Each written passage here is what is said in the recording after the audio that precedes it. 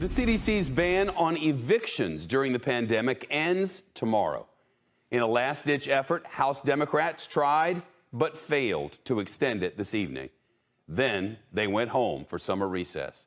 Now millions of struggling Americans are living in fear of getting kicked out of their homes in the days and weeks to come. We're waiting for the paperwork to go through. You said you turned in your documentation? I turned in all my documents, yes. And what have you heard? At this moment, I haven't heard anything. Do you even feel like you understand the system? I don't. It's so confusing. Harvey is well aware the federal moratorium on evictions ends Saturday. I'm terrified. The job offers are coming in, but they're coming in very slowly. The Las Vegas mom of 2 teens lost both her jobs during the pandemic, unable to pay her $900 a month rent. When you walk up to your door and you see an eviction notice, It's the hardest thing to see in the world when you know that you're a single mother and you have no one to turn to. You will be homeless. Judy, according to the most recent census data, more than 6 million Americans are behind on their rent, and nearly 1 million say eviction is very likely for them in the next 2 months. One of them, Leela Jackson of Columbus, Ohio. I can't even apply for an apartment to leave here because I have 2 eviction filings, even though I still live here. It's not fair. It is not. It's so not fair. And I see other people going through the same thing. Nobody wants to rent to a tenant with an eviction filing. It's not fair. And I don't know what to do. Hello all, and welcome back to my channel, Red Femme Diaries. I'm just going to dive right in with this one, no sense in waiting. So I don't know if some of you guys saw Kevin Samuel's last, one of his last videos, Winter is Coming. If you haven't, check it out, a very important video. I was so proud to hear this brother talking about what's to come, because so many people are not talking about it. What's really sad to me, and what I've noticed in the last video that I did, there was a couple comments, people wondering what this great reset is all about. They have no idea, they've never heard of this, and this is a shock to them, and that's actually quite sad. And it kind of cements in the fact that the propaganda that's been put on us has really worked, because there's so many of you that literally are clueless about what is to come. So I'm going to speak a little bit about that this evening. It's Friday night. It's 12:42 in the morning, and I am speaking to you guys. So thank you for hearing me. So I want you just to take a walk with me. We're going to take a little walk. I can't say everything that I like to say, because right now our right to freedom of speech is definitely being attacked. Some of you don't even realize that, but it is. So I have to be very careful with what I say so that my channel doesn't get taken down. So I'll try to be as careful as possible while still speaking the truth. So first thing I'm going to talk about is this great reset. This winter is coming. I can't say for sure what Kevin Samuel is talking about, but I know for me what's ending soon are these federal moratoriums ending. Many people, since the COVID lockdowns, have been able to stay in their apartments or rental homes, whichever the case, with this federal moratorium that they were not allowing evictions, but that moratorium is ending. The federal moratorium is ending July 31st. And so this can mean many things. Some landlords may extend more grace to their tenants, but some, unfortunately, they have a mortgage that needs to be paid, and they weren't extended any help. And so a lot of people are going to be put out, and it's going to be bit by bit, and, here and there, and it's not going to come all at once. But this is now the great reset that Kevin Samuels is speaking of. What's really sad to me is that some of you really are clueless. And so I'm trying to speak to you, anyone that's hearing me, assuming that you are awake and understand what's happening in the world right now. I know many of you have no clue. So I will say this before I go on to my next part here. If you are listening to this channel and you believe that the United States is a horrible country, it's racist, it's a terrible, it needs to be, destroyed because of how horrible it is, you're not going to like my channel. You're not at all. If you are a person that believes that the black man and black woman are gods and goddesses and all these sorts of different things, you're not going to like my channel either. Also, I'm not a Hebrew Israelite. I'm not. So I'm just a person that speaks the God honest truth. So let's come on and walk with me. Okay. So I'm going to talk about sorry, that's my dog. Please forgive me. First, what I want to talk about is, as some of you may know, I am a refugee in the United States, my very own country. I came from California, which is, almost completely, taken over by socialism. 4 years ago, my family, my husband and my 2 sons, we packed up all of our things. We sold some things, we gave things away, and we got the heck out of there, and we moved to a red state. We didn't just move off of a whim, we escaped. Like thousands of others are escaping that state, and again, some of you have no idea what I'm talking about because the news isn't going to really tell you that there is literally a socialist economy existing in these United States that people are indeed escaping from because of the horrific conditions that are going on there. Okay? So, they've already experienced winter there in California, but everything that happened there is coming to a state near you, and this has been planned for many decades. Oh, let me tread lightly, because I know a lot of you are dead asleep, and you don't know anything about what I'm talking about, so I'm gonna go a little slow, make it easy for you. We're going to take a little bit of a history lesson here. And I know a lot of you don't know history, but I'm going to make it basic and easy enough for a 5-year-old.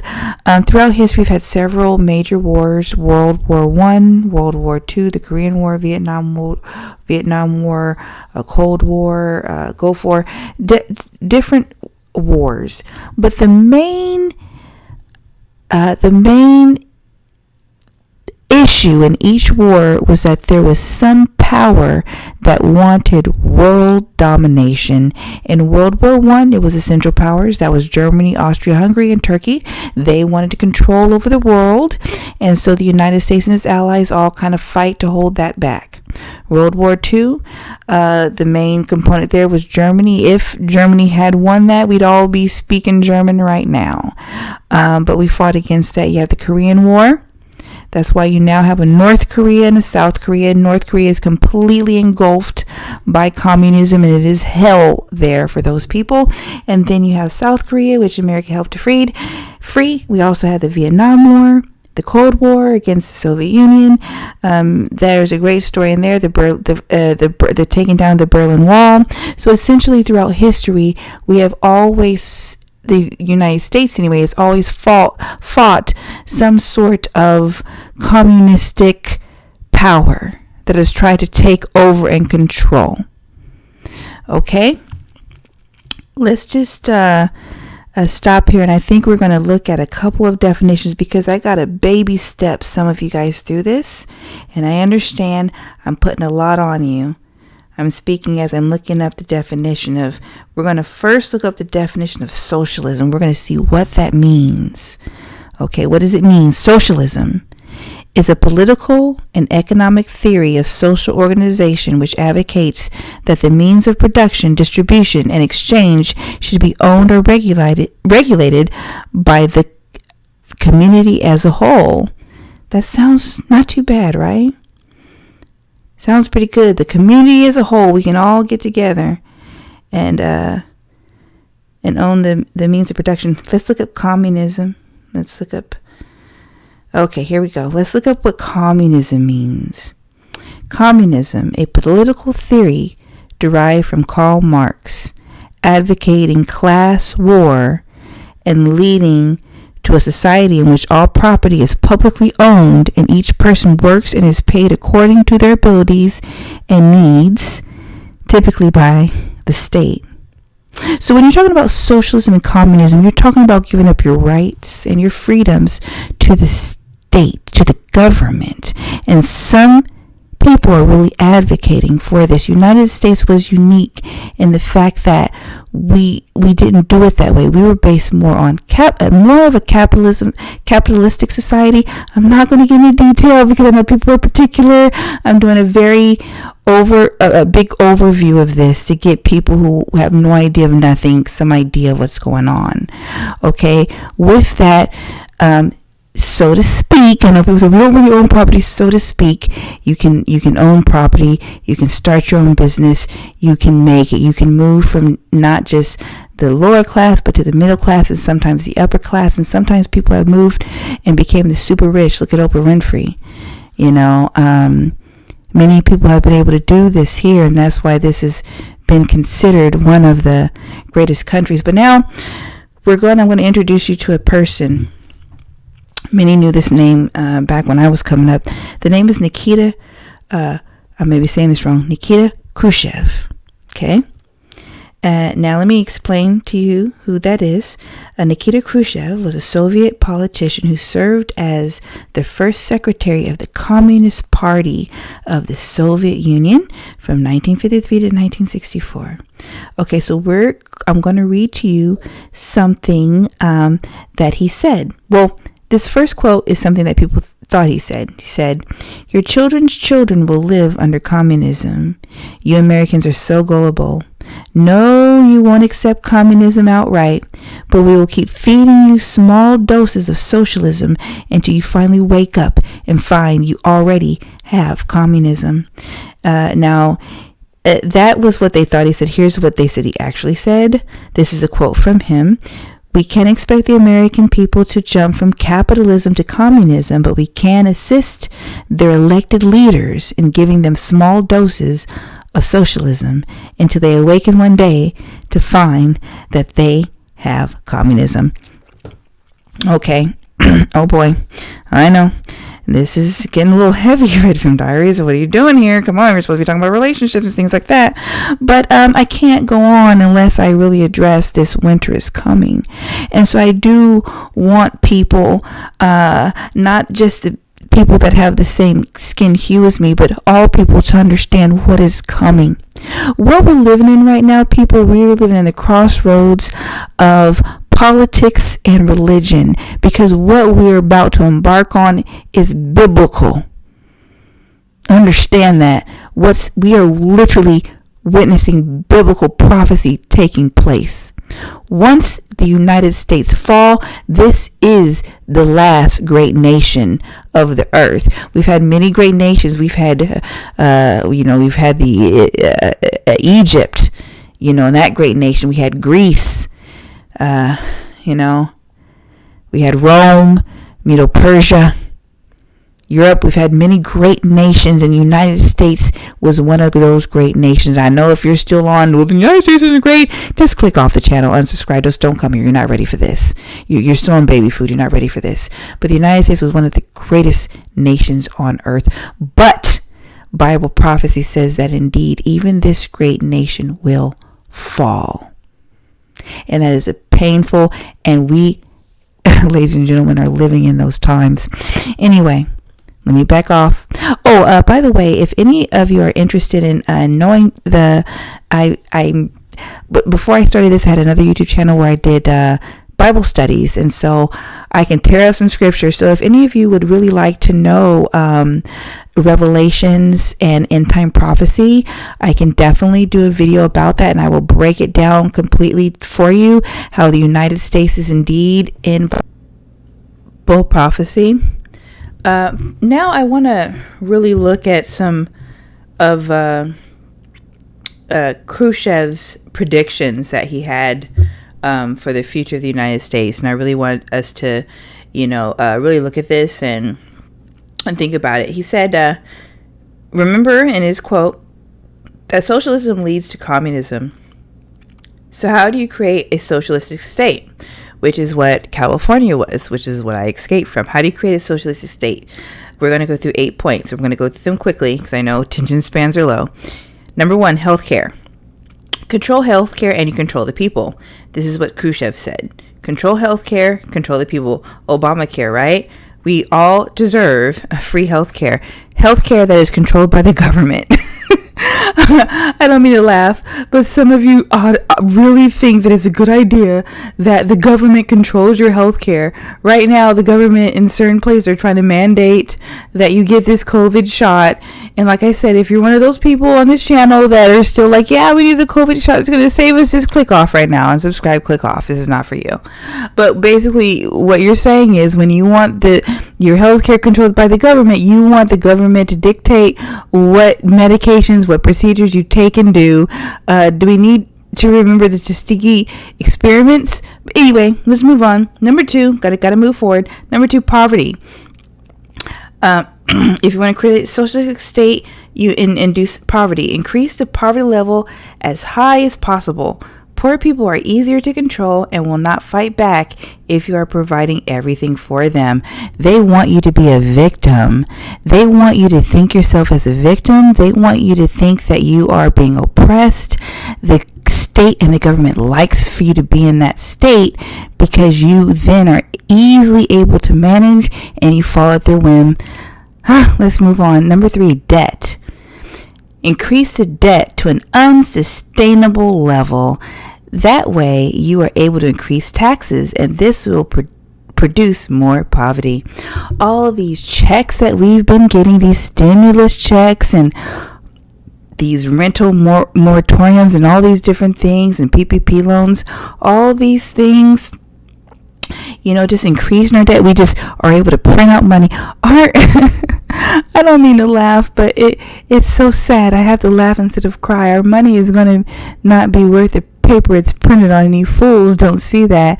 If you haven't noticed, you notice how, a lot of places aren't taking cash anymore because of a coin shortage, right? All of a sudden, out of the blue, there's a coin shortage. So you can't use cash. You got to use your card. You got to put that chip in. Swipe that chip, right? I ain't gonna go there because I'm crazy. So let's step back. So they want you. So if you want to create a socialist state, you want debt to increase. Okay, and that's exactly what's happening. Number 4, gun control. Remove the ability to defend themselves from the government. That way, you're able to create a police state. Oh dear. How many of you out there that are hearing my voice thought that we needed strict gun control laws because that will stop all the killings, right? That'll stop people from killing and shooting each other because the criminals, they care about the gun control laws, right? If you're one of these people, please click off this channel, okay? If you really think that the gun control laws are about safety, go somewhere else. This isn't the channel for you. I don't even want you here. But I digress. Number 5, welfare. This is how you create a socialistic state that will lead to communism. Welfare. You take control of every aspect. Food, housing, income. You control every aspect of their lives because that will make them fully dependent on the government. See, they want you dependent on the government, not on yourself. They want you waiting for them reparations because the government owes you, because life owes you. Keep you waiting, right? That's what they want. Because that keeps you in a dependent state, dependent on the government to come and save you instead of you doing it on your own. They don't want that because they want to control you. Ooh, I know some of you are, this is hurting a little bit, right? This feels uncomfortable, Red Femme Diaries. Let's keep going. Let's see what else Khrushchev predicted about how you create a socialistic state. Let's see. Number 6, education. You take control of what people read and listen to and take control of what children learn in school. He said this a long time ago. He didn't know about the internet then. But if you control what people read and listen to, you control their minds. How many of you have fallen for the lie of Disney and Tyler Perry and Real Housewives and Love and Hip Hop and all these things that you watch, all these false images and things, and have tried to desire worldly fame and fortune. The media has controlled many of your minds. Instagram, Facebook, TikTok, Twitter, all these different things controls your perception of the world. The movies that you watch, the music that you listen to, everything is propaganda.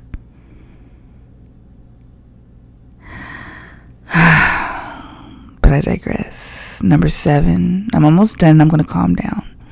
Number 7, religion. Khrushchev said that if you remove the belief in God from the government and schools, because the people need to believe in only the government, knowing what is best for them. That's why they want to take scripture and God out of the schools, my friends. Because they need to replace it with something else.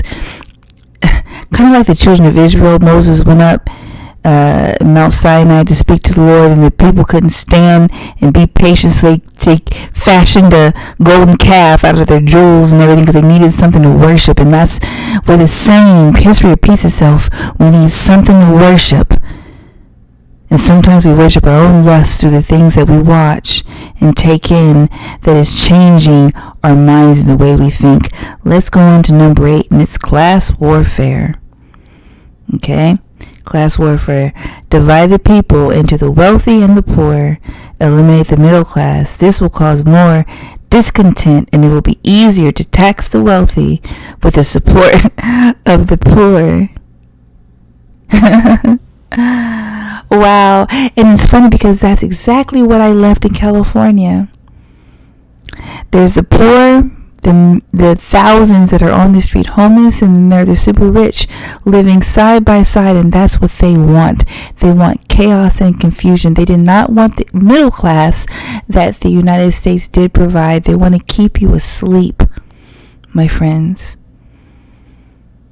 These are hard things to hear. Okay, but let me stop here. The next person that I want you all to hear is someone by the name of Yuri Bezmenov, and some of you may have heard his name before. He is a former KGB informant, and he defected to Canada.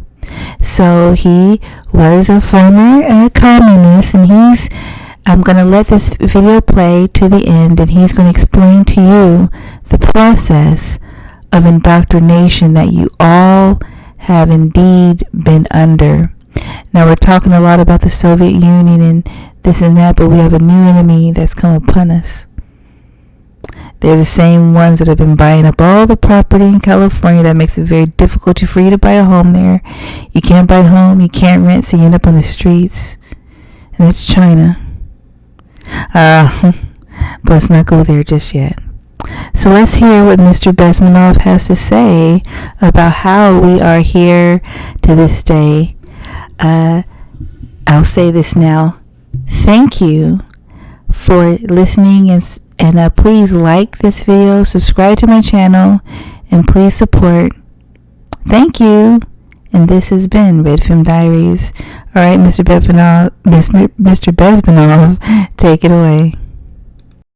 United States. There will be no place for dissent in future Marxist-Leninist America. Here you can get popular like Daniel Ellsberg and filthy rich like Jane Fonda for being dissident, for criticizing your Pentagon. In future, these people will be simply squashed like cockroaches. Nobody is going to pay them nothing for their beautiful, noble ideas of equality. This they don't understand, and it will be the greatest shock for them, of course. The demoralization process in the United States is basically completed already. For the last 25 years. Actually, it's overfulfilled, because demoralization now reaches such areas where previously not even Comrade Andropov and all his experts would even dream of such a tremendous success. Most of it is done by Americans to Americans, thanks to lack of moral standards. As I mentioned before, exposure to true information does not matter anymore. A person who was demoralized is unable to assess true information. The facts tell nothing to him. Even if I shower him with information, with authentic proof, with documents, with pictures, even if I take him by force to the Soviet Union and show him concentration camp, he will refuse to believe it until he is going to receive a kick in his fat bottom. When a military boot crashes then he will understand, but not before that. That's the tragic of the situation of demoralization. So basically America is stuck with demoralization, and unless, even if you start right now, here, this minute, you start educating new generation of Americans, it will still take you 15 to 20 years to turn the tide of ideological perception of reality back to normalcy and patriotism. The next stage is destabilization. This time, subverter does not care about your ideas and the patterns of your consumption. Whether you eat junk food and get fat and flabby, it doesn't matter anymore. This time, and it takes only from 2 to 5 years to destabilize a nation, what matters is essentials: economy, foreign relations, defense systems. And you can see it quite clearly that in some areas, in such sensitive areas as defense and economy, the influence of Marxist-Leninist ideas in the United States is absolutely fantastic. I could never believe it 14 years ago when I landed in this part of the world that the process will go that fast. The next stage, of course, is crisis. It may take only up to 6 weeks to bring a country to the verge of crisis. You can see it in Central America now. And after crisis, with a violent change of power, structure, and economy, you have so-called the period of normalization. It may last indefinitely. Normalization is a cynical expression borrowed from Soviet propaganda. When the Soviet tanks moved into Czechoslovakia in '68, Comrade Brezhnev said, "Now the situation in brotherly Czechoslovakia is normalized." This is what will happen in the United States if you allow all these schmucks to bring the country to crisis, to promise people all kind of goodies and the paradise on earth, to destabilize your economy, to eliminate the principle of free market competition, and to put a big brother government in Washington, D.C.,